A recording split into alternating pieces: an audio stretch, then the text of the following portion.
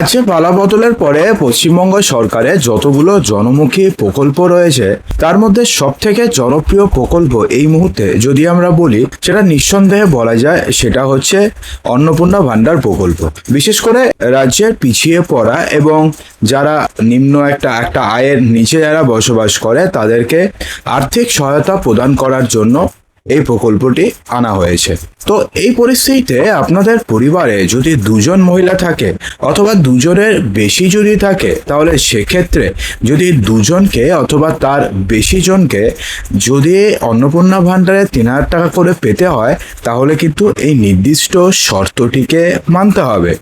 অন্যথায় কিন্তু আপনারা অন্নপূর্ণা ভান্ডারে টাকা নাও পেতে পারেন। বন্ধুরা, কি শর্ত চলুন জেনে নেই এক এক করে। দেখুন, অন্নপূর্ণা ভান্ডার প্রকল্পটি জবের থেকে ইন্ট্রোডিউস হয়েছে এবং জবের থেকে টাকা পাওয়া শুরু করেছেন বাংলার মা বোনেরা, তবে থেকে কিন্তু অন্নপূর্ণা ভান্ডার নিয়ে উদ্দীপনা চরমে রয়েছে। এই যোজনার জনপ্রিয়তা এতটাই বেশি যে প্রতিটি ঘরে ঘরে এখন এই নিয়ে আলোচনা চলে। তবে বহু মানুষের মনে এখন একটা বড় প্রশ্ন রয়ে আছে যে একই পরিবারে যদি একাধিক যোগ্য মহিলা থাকেন তবে তারা কি প্রত্যেকেই অন্নপূর্ণা ভান্ডারের সুবিধা পাবেন এবং সবাইকে কি আলাদা আলাদাভাবে অন্নপূর্ণা ভান্ডারের জন্য আবেদন করতে হবে, নাকি তারা একসঙ্গে অন্নপূর্ণা ভান্ডারের জন্য আবেদন করবেন? সঠিক নিয়ম কি রয়েছে? দেখুন, রাজ্য সরকারের তরফ থেকে এই প্রকল্পের জন্য যে সমস্ত নির্দেশিকা জারি করা হয়েছে সেখানে স্পষ্ট করে বলা হয়েছে যে কারা এই আর্থিক সহায়তার আওতায় আসতে পারেন। সাধারণত একটি পরিবারে একাধিক মহিলা সদস্য যদি নির্দিষ্ট যোগ্যতার মাপকাঠিগুলো পূরণ করতে পারেন তবে তাদের আবেদন খারিজ হওয়ার কোনো আইনত কোনো ভিত্তি নেই। অর্থাৎ ধরুন আপনাদের বাড়িতে 4 জন মহিলা রয়েছে, ঠিক আছে, এবং 4 জনের মধ্যে 4 জনই রয়েছেন যারা যে যোগ্যতাগুলো রয়েছে, যেমন কি যোগ্যতা? নাম্বার 1 হচ্ছে কোনো সরকারি চাকরি করা চলবে না, পেনশনার্স হওয়া চলবে না, 3 নম্বরে ITR ফাইল করা চলবে না, এবং 4 নম্বরে বলা হয়েছে ভারতীয় হতে হবে, এবং 5 নম্বরে হচ্ছে বয়স হতে হবে 25 থেকে 60 বছরের মধ্যে। যদি এই সবগুলো যোগ্যতা যদি 4 জনই যদি পূরণ করে তাহলে 4 জনই আপনারা অন্নপূর্ণা ভান্ডারের টাকা পাবেন। সেক্ষেত্রে অন্নপূর্ণা ভান্ডারের টাকা যে পাবেন না বা আপনাদের ফর্ম বাতিল হয়ে যাবে এটা নিয়ে কিন্তু কোনো রকমের সরকারি নির্দেশিকা নেই। এছাড়া এই 4 জন কিভাবে আবেদন করবেন, একটি ফর্মে আবেদন করবেন নাকি আলাদা আলাদাভাবে ফর্মে আবেদন করবেন সেটা কিছুক্ষণ পরে জানাচ্ছি, ঠিক আছে। দেখুন, মহিলার বয়স অবশ্যই 25 বছর থেকে 60 বছরের মধ্যে হতে হবে। এর পাশাপাশি তাকে পশ্চিমবঙ্গের স্থায়ী বাসিন্দা হতে হবে। কোনো পরিবারে যদি শাশুড়ি এবং বৌমা উভয়ই এবং মেয়ে সবাই যদি এই বয়সের সীমারেখার মধ্যে থাকেন এবং অন্যান্য শর্তগুলি যদি মেনে চলেন তবে তারা দুজনেই আলাদা আলাদাভাবে আবেদন জানাতে পারবেন। অর্থাৎ একই ছাদের তলায় বসবাস করলেও 2 মহিলাই এই সুবিধা পাওয়ার ক্ষেত্রে সরকারি কোনো নিষেধাজ্ঞা কিন্তু একদমই নেই।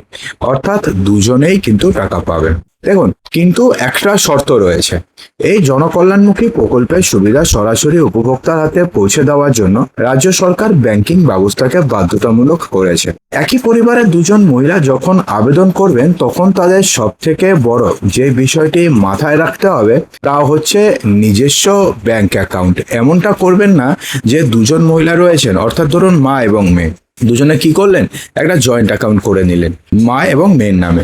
তো সেক্ষেত্রে যখন আবেদন করলেন অন্নপূর্ণা ভান্ডারের জন্য তখন ওই অ্যাকাউন্ট দিলেন, এবং মেয়ে যখন আবেদন করলো তখন সেম অ্যাকাউন্ট নাম্বার দিয়ে দিল। তো এটা যদি আপনি করেন তাহলে সেক্ষেত্রে দুজনেরই আবেদন ফর্ম বাতিল হয়ে যাবে এবং কেউ টাকা পাবেন না। এক্স্যাক্টলি কেউ টাকা পাবেন না, ঠিক আছে। আবার বলে দিই, যদি আপনারা জয়েন্ট অ্যাকাউন্ট করেন দুজনের নামে একসাথে তাহলে পরে যদি দুজনেই যদি সেম অ্যাকাউন্ট নাম্বার দিয়ে যদি আপনারা ফর্ম ফিল আপ করেন তাহলে দুজনেরই ফর্ম বাতিল হয়ে যাবে, কেউ টাকা পাবেন না। সেজন্য বলা হয়েছে যে সরকারি নিয়ম অনুসারে প্রত্যেক আবেদনকারী মহিলার নিজস্ব নামে একটি একক বা সিঙ্গেল ব্যাংক অ্যাকাউন্ট থাকতে হবে। এই অ্যাকাউন্টের সাথে যুক্ত থাকতে হবে তাদের আধার কার্ড এবং যুক্ত থাকতে হবে তাদের মোবাইল নম্বর। যদি 2 মহিলার আলাদা আলাদা সক্রিয় ব্যাংক অ্যাকাউন্ট না থাকে তবে আবেদন প্রক্রিয়া মাঝপথে আটকে যেতে পারে। তাই নথিপত্র জমা দেওয়ার আগেই এই ব্যাপারে আপনাদের নিশ্চিত হতে হবে, ঠিক আছে। তো এখন ব্যাপারটি হচ্ছে, যদি আপনাদের বাড়িতে যদি ধরুন 4 জন ফ্যামিলি মেম্বার রয়েছে তাহলে সেক্ষেত্রে কি করবেন? আপনারা একটি ফর্মে আবেদন করবেন নাকি আপনারা আলাদা আলাদা ফর্মে আবেদন করবেন? দেখুন, এক্ষেত্রে মেইন যে ব্যাপারটা সেটা হচ্ছে HOF, অর্থাৎ হেড অফ ফ্যামিলি। এবং এখানে হেড অফ ফ্যামিলি বা একই পরিবার বলতে কি বোঝানো হয়েছে? একই পরিবার বলতে বোঝানো হয়েছে যে যেই সমস্ত পরিবারের লোকজন একই সঙ্গে খাওয়া দাওয়া করে, অর্থাৎ একটি রান্নাঘরে খাওয়া দাওয়া করে, তাদেরকে একই পরিবার বলা হয়েছে। সেটা হতে পারে ছেলে, ছেলের বউ, বাচ্চা কাচ্চা, মা বাবা আলাদা, বাকি সবাই আলাদা। তাহলে তিনটা আলাদা আলাদা ফ্যামিলি হয়ে গেল। যদি এমন হয় না বাড়ির সবাই একটা উনুনে রান্না করে এবং একসঙ্গে খায়, তাহলে কিন্তু হেড অফ দ্য ফ্যামিলি হয়ে যাবে হচ্ছে আপনার শ্বশুর অথবা আপনার বাবা অথবা আপনার মা। তো সেক্ষেত্রে আপনারা নিশ্চয়ই বুঝতে পেরেছেন। কিন্তু এক্ষেত্রে যদি এটা হয় এবং যদি আপনাকে ফ্যামিলি ইনকাম দিতে হয়, তাহলে কিন্তু বাড়িতে যতজন মেম্বার রয়েছেন অর্থাৎ ইনকাম করেন যারা, সবাইকে মিলিয়ে অর্থাৎ প্রত্যেকটি ফ্যামিলি মেম্বার মিলিয়ে টোটাল যত টাকা ইনকাম হয় একটা বছরে, তত টাকা আপনাকে যোগ করে লিখতে হবে এবং সেক্ষেত্রে অ্যামাউন্টটা কিন্তু বড় হয়ে যাবে।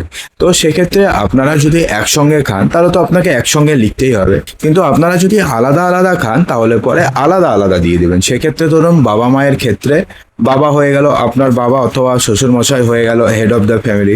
তারপরে আপনার ফ্যামিলিতে আপনি রয়েছেন, আপনার ওয়াইফ রয়েছেন অথবা আপনার হাজব্যান্ড রয়েছে, আপনার ছেলে মেয়ে রয়েছে, তাহলে সেক্ষেত্রে আপনার হাজব্যান্ড অথবা আপনি হয়ে গেলেন হেড অফ দ্য ফ্যামিলি। এরকমভাবে আলাদা আলাদাও আপনি করতে পারেন। এখন ব্যাপারটি হচ্ছে অবিবাহিত যারা মহিলা রয়েছে তারা কি করবে? তারা তো আলাদা ফ্যামিলি লিখতে পারবে না। তারা কি করবে? তারা মায়ের সঙ্গে বাবার সঙ্গে করে দেবে, তাদের কোনো সমস্যা নেই, দুজনে পেয়ে যাবে। কিন্তু অবশ্যই মনে রাখতে হবে যে তাদের যেন যে ব্যাংক অ্যাকাউন্ট নম্বর যেটা রয়েছে সেটা যেন সিঙ্গেল হয়, সেটা যেন কোনোভাবে মায়ের সাথে জয়েন্ট না। তো আশা করবো যে ভিডিওটিতে আপনাদের সমস্ত কিছু সঠিকভাবে বোঝাতে পেরেছি। যদি ভিডিওটি ভালো লাগে তো লাইক করবেন, শেয়ার করবেন এবং চ্যানেলটিকে সাবস্ক্রাইব অবশ্যই করবেন।